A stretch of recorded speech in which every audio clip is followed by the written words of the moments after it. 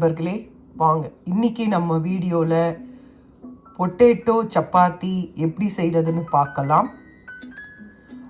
நான் இதில் பாதி பொட்டேட்டோ போண்டா, அதுக்கு இன்னொரு பேர் பட்டாடா வடா இந்த குஜராத்தியில், இந்த ரெண்டுமே நான் இந்த உருளைக்கிழங்கு உபயோகப்படுத்தி தான் செய்ய போகிறேன். முதல்ல நீங்கள் நார்மலாக நம்ம எப்போவுமே உருளைக்கிழங்கை வேக வைக்கிற மாதிரி நல்லாவே வேக வச்சுக்கோங்க. இதை நாம் நல்லா குழைய மசிய வைக்கணும். இதை நல்லா மசிச்சுக்கோங்க. ஸ்மேஷரில் வச்சு நல்லா மசிச்சுக்கோங்க. நான் இந்த மாதிரி இதில் தான் இதை மசிக்கிறேன். நான் உங்களுக்கு மசித்த பிறகு ஃபுல்லாக காட்டுறேன். இப்போ பாருங்கள், நான் இதில் நல்லா மசிச்சுட்டேன். இப்போ இதை நாம் அப்படியே ஒரு பாத்திரத்துக்கு மாற்றிடலாம். இல்லை இதில் கூட வைக்கலாம், ஒன்றும் பிரச்சனை இல்லை. இதுக்கு அடுத்து நம்ம ஒர்க்கு பண்ண தான் போகிறோம், வேலை இருக்குது. இதிலே கூட இருக்கட்டும், நம்ம வேணால் இதை பேனில் போட போகிறோம், அதனால் இது அப்படியே இருக்கட்டும். பொட்டேட்டோ சப்பாத்தி செய்கிறதுக்கும் பட்டாடா வடை செய்கிறதுக்கும் ஒரே இதுதான். அதனால் நான் இந்த ரெண்டு பொருளையும் செய்கிறேன். உருளைக்கிழங்க நாம் வேக வச்சு எடுக்கும் போது தண்ணி இருக்கக்கூடாதுங்க. பிசையும் போது தண்ணியெல்லாம் ஃபுல்லாக வடிகட்டிட்ட பிறகு தான் நாம் உருளைக்கிழங்க ஆறின பிறகு மசிக்கணும். இந்த பொட்டேட்டோ சப்பாத்தி செய்கிறதுக்கு, பொட்டேட்டோ காரமாக இருக்கிற சப்பாத்தி செய்கிறதுக்கு, அந்த பொட்டேட்டோ பட்டாடா வடா, உருளைக்கிழங்கு போண்டா இது செய்கிறதுக்கு கொஞ்சம் அதில் இருக்க ஸ்டஃப்பு காரமாக இருந்தால் தான் நல்லாயிருக்கும். அதனால் நான் 3 மீடியம் சைஸ் உருளைக்கிழங்கு எடுத்திருக்கேன். அதுக்கு நான் 3 மிளகாய் எடுத்திருக்கேன். நீங்கள் இன்னும் கூட காரம் வேணும்னா எடுத்துக்கோங்க. 3 பல்லு பூண்டு எடுத்திருக்கேன். அரை துண்டு இஞ்சி எடுத்திருக்கேன். இதை நாம் பொடியாக நறுக்கி மிக்சியில் போட்டு பேஸ்ட்டாக அரைச்சி எடுத்துக்கலாம். இதை நான் நறுக்கிட்டேன். இது கூட 1 ஸ்பூனோ இல்லை 2 ஸ்பூன் வாட்டர் மிக்ஸ் பண்ணுங்கள். ஒரே ஒரு பல்ஸ் 2 மூடில் 2 வாட்டி போடுங்க. அதுக்கப்புறம் 2 ஸ்பூன் வாட்டர் விட்டு இதை நல்லா பேஸ்ட்டாக, நல்லா ஸ்மூத் பேஸ்ட்டாக அரைச்சிக்கோங்க. இதுக்கு கொத்தமல்லி தேவைப்படும். அதனால் நல்ல ஒரு கைப்பிடி அளவு கொத்தமல்லியை எடுத்து பொடியாக நறுக்கிக்கோங்க. இந்த மாதிரி பேஸ்ட்டாக அரைச்சி எடுத்துக்கோங்க. நீங்கள் காரம் உங்கள் தேவைக்கு ஏற்ற மாதிரி போடலாம். உங்களுக்கு பிடிக்கும்னா இன்னும் கூட காரம் சேர்த்துக்கலாம். 3 உருளைக்கிழங்குக்கு உங்களுக்கு போண்டா காரமாக வேணும், சப்பாத்தி காரமாக வேணும்னா இன்னும் கூட 2 மிளகா போட்டுக்கலாம். 1 டேபிள் ஸ்பூன் ஒரு பேன் எடுத்துக்கோங்க. அதில் 1 டேபிள் ஸ்பூன் எண்ணெய் போட்டுக்கோங்க. அதில் ஜீரகம் போட்டுக்கோங்க. அதுக்கு பிறகு 1 ஸ்பூன் கடுகு போட்டுக்கோங்க.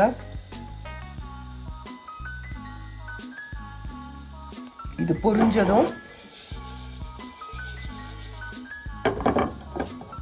பெருங்காயம் ஆட் பண்ணிக்கோங்க. கொஞ்சம் கறிவேப்பிலையும் போட்டுக்கோங்க.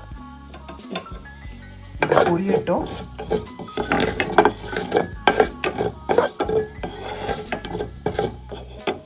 இது பொரியட்டும். அதுக்கப்புறம் பெருங்காயம் சேர்த்துக்கலாம். இப்போ இதில் பெருங்காயமும் கறி லீவ்ஸும் சேர்த்துக்கோங்க. சேர்த்துட்ட பிறகு நாம் இப்போது அரைச்சி வச்சிருக்க பேஸ்ட்டை போடலாம். நான் ட்ரை லீவ்ஸ் தான் போட்டிருக்கேன். நீங்கள் பச்சை கறிவேப்பிலையே போடலாம். என்கிட்ட இதான் இருக்குது, நான் அதுதான் போட்டிருக்கேன். இப்போ நாம் அரைச்சி வச்சிருக்க பேஸ்ட்டை இதில் விடலாம். இதை விட்டு நல்லா கலருங்க. நல்லா கலக்கி விடணும். இது திக்கு பேஸ்ட்டாக ஆகும். நம்ம அந்த 1 ஸ்பூன் வாட்டர் போட்டுக்கனால இது கொஞ்சம் நல்லா ட்ரை ஆகணும். இல்லைன்னா அரையாமல் அங்கங்கே இருக்கும். அதனால தான் 1 ஸ்பூன் தண்ணி விட்டு அரைக்க சொன்னேன். இது நல்லா உங்களுக்கு திக்கு பேஸ்ட்டாக ஆகட்டும். நல்லா கலந்து விடுங்க. அதுக்கப்புறம் இதில் ஒரு அரை ஸ்பூன் மஞ்சள் பொடி சேருங்க. பாருங்கள், இந்த மாதிரி அந்த பேஸ்ட்டை நல்லா வதக்கணும். அதுக்கப்புறம் நான் அரை ஸ்பூன் மஞ்சள் பொடி போட்டிருக்கேன். அந்த மஞ்சள் பொடியும் சேர்த்து நல்லா மிக்ஸ் பண்ணுங்க. அதுக்கப்புறம் தேவையான அளவு உப்பையும் இதுலேயே சேர்த்துக்கோங்க. ஏன்னா அப்புறம் உருளைக்கிழங்கோட போட்டிங்கன்னா 1-2 இருக்கும். இப்போதே நீங்கள் தேவையான அளவு உப்பையும் சேர்த்துக்கோங்க. நான் தேவையான அளவு உப்பு சேர்த்துட்டு இதை நல்லா மிக்ஸ் பண்ணி விடுங்க. இதை நல்லா மிக்ஸ் பண்ண பிறகு நாம் உருளைக்கிழங்க மசிச்சு வச்ச உருளைக்கிழங்க நாம் இதில் போட்டுடலாம். மசிச்சு வச்ச உருளைக்கிழங்க இதில் நான் உருளைக்கிழங்க சேர்த்துட்டேன். இதை நல்லா கலந்து கொடுங்க. நல்லா மிக்ஸ் பண்ணணும். நான் உங்களுக்கு நல்லா மிக்ஸ் பண்ணிட்ட பிறகு உங்களுக்கு இதை நான் காட்டுறேன்.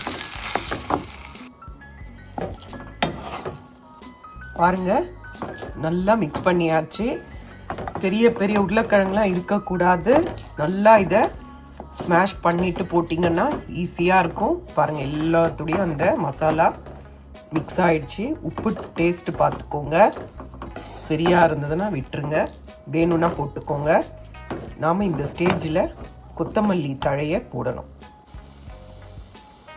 கொத்தமல்லி தழையை போட்டு நல்லா மிக்ஸ் பண்ணிக்கோங்க. 4 பக்கமும் நல்லா எல்லா பக்கமும் சேர்த்து நல்லா மிக்ஸ் பண்ணிவிட்டு இந்த பேஸ்ட்டு ஆறட்டும்ட்டு வச்சுடுங்க.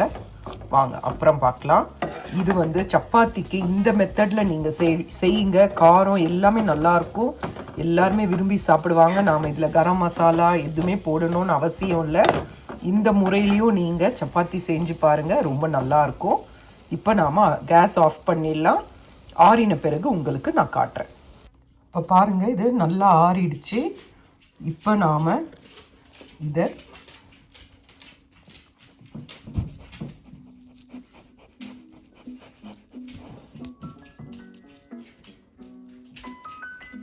நல்லா எடுத்து இந்த மாதிரி உருண்டையாக எடுத்து வச்சுக்கணும்.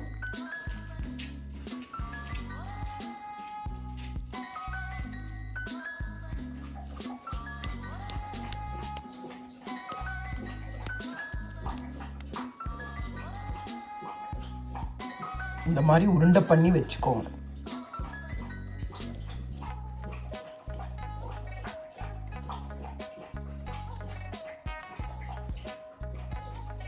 நல்லா ரவுண்டாக உருண்டை பண்ணி வச்சுக்கோங்க.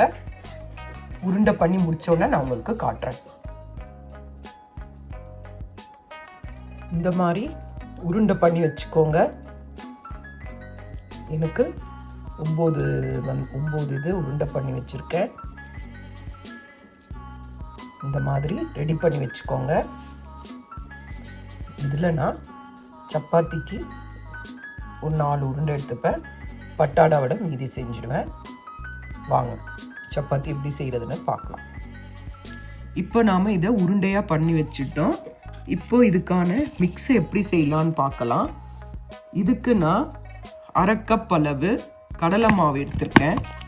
அந்த உருண்டைக்கு ஏற்ற அளவு எடுத்தால் போதும், ஏன்னா அதிகமாக எடுக்கணும்னு அவசியம் கிடையாது.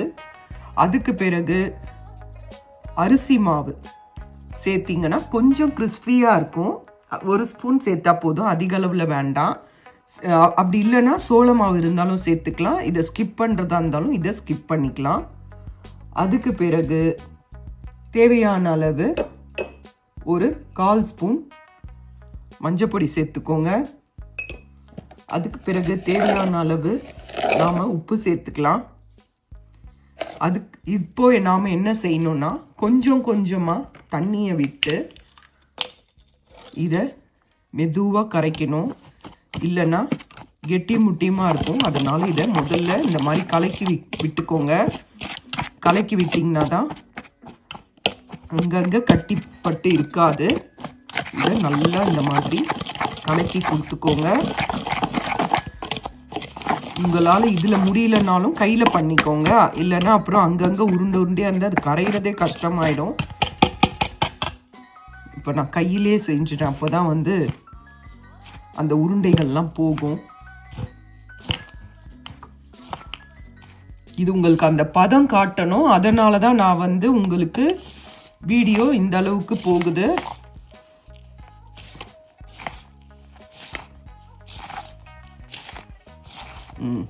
உண்டல் உடைச்செல்லாம் உடைச்சாச்சு. இப்போ நாம் கொஞ்சம் கொஞ்சமாக தண்ணியை மிக்ஸ் பண்ணலாம். கொஞ்சம் கொஞ்சமாக மிக்ஸ் பண்ணி நல்லா இதை கெட்டி இல்லாமல் நல்லா இதை பேஸ்ட் மாதிரி, தண்ணி ரொம்ப விடக்கூடாதுங்க, நல்லா கெட்டியாக இருக்கணும். ஏன்னா அந்த உருண்டையில் இந்த மாவானது ஒட்டணும். அந்த அளவுக்கு கெட்டியாக இருக்கணும். நீங்கள் தண்ணி கொஞ்சம் கொஞ்சமாக விட்டு பண்ணுங்க.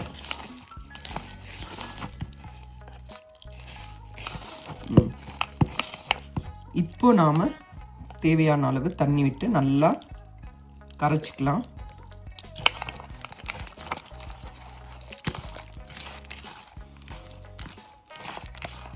நான் இது நல்லா கரைச்ச உடனே காட்டுறேன். இப்போ பாருங்கள், நான் இதை நல்லா கரைச்சிட்டேன். அதுக்கு பிறகு நீங்கள் அடுப்பில் பேனில் எண்ணெயை வச்ச பிறகு தான் கொஞ்சம் பேக்கிங் சோடா சேர்க்கணும். நான் கொஞ்சம் மாவு எடுத்திருக்கனால 1/8 டீஸ்பூன் எடுத்திருக்கேன். அதை போட்டு நல்லா மிக்ஸ் பண்ணிக்கோங்க. மிக்ஸ் பண்ணிவிட்டு வாங்க நாம் இப்போ பார்க்கலாம். நல்லா கலருங்க. பேனில் எண்ணெயை விட்டாச்சு. இப்போ இதில் இருந்து நான் 1 ஸ்பூன் சூடான எண்ணெயை இந்த மாவில் விடுறேன். பாருங்க, மாவில் விட்டு நல்லா இதை நல்லா கலந்துக்கிறேன். பாருங்க, இதை நல்லா கலந்துட்டேன். இப்போ எண்ணெய் காஞ்சிடுச்சான்னு பாருங்க. எண்ணெய் காஞ்சிட்டா அதை மீடியம் ஃப்ளேமில் வச்சுக்கோங்க. இப்போ ஒரு ட்ராப் எண்ணெயை விடுங்க. இதை பாருங்க, மேலே பொங்கி வருது பாருங்க. அப்போ எண்ணெய் காஞ்சிடுச்சு. இந்த ஸ்டேஜில் நாம் பட்டாடா வடையை போட்டுடலாம். பாருங்க, உருண்டையை போட்டு இதுக்கு மேலே இந்த மாவை விட்டு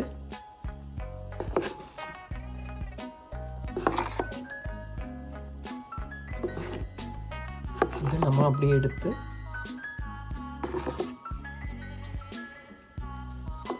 மாவு ஒட்டணும்.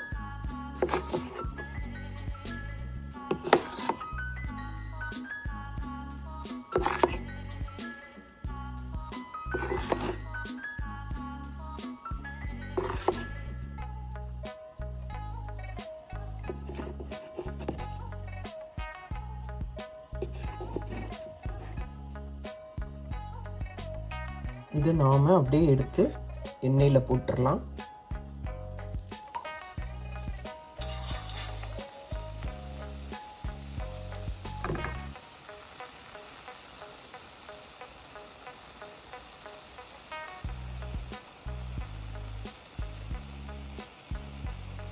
மீடியம் ஃப்ளேமில் வச்சுக்கோங்க. மீடியம் ஃப்ளேமில் வச்சோன்னே நாம் எடுக்கலாம், திருப்பி போடலாம்.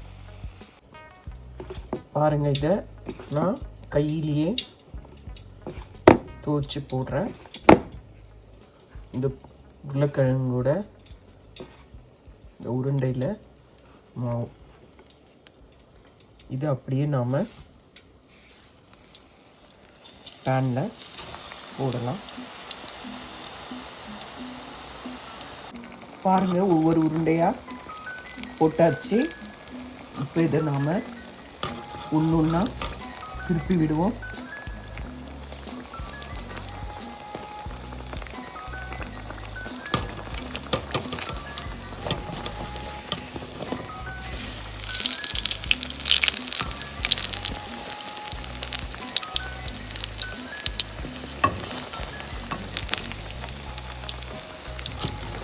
இதை உருளைக்கிழங்கு போண்டான்னு சொல்லலாம்,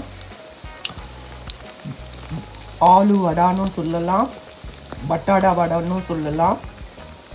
இது பாவ் பாஜி பன்னில் கூட இதை உள்ளே வச்சு மிளகாய் அந்த சாஸு இதெல்லாம் வச்சு சாப்பிட்டா ரொம்ப நல்லாயிருக்கும். இதை செஞ்சு பாருங்கள்.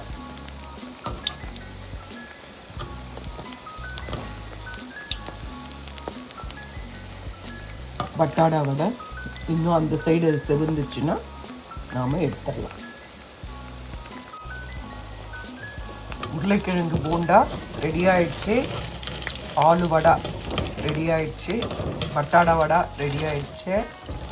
நீங்கள் பட்டாடா வடை ரெடி ஆயிடுச்சு. நாம் இப்போ இதை எண்ணெயிலேருந்து எடுத்துடலாம். இது ஈவினிங் ஸ்நாக்ஸாகவும் சாப்பிட்லாம், பாவ் பாஜி பண்ணு உள்ளே வச்சும் சாப்பிட்லாம். ரொம்ப நல்லாயிருக்கும். இதை செஞ்சு பாருங்கள். உருளைக்கிழங்கு போண்டான்னு சொல்லலாம். பட்டாடை வடை ரெடி ஆயிடுச்சு. இதுக்கு உருளைக்கிழங்கு போண்டான்னு சொல்லலாம், பொட்டேட்டோ வடான்னு சொல்லலாம், ஆலு வடா, எது வேணாலும் சொல்லலாம். இதை செஞ்சு பாருங்கள். இது ரொம்ப நல்லா இருக்கும், நல்லா கிறிஸ்பியாக ரொம்ப நல்லா இருக்கும். செஞ்சு பாருங்கள். பிடிச்சிருந்ததுன்னா லைக் பண்ணுங்கள்.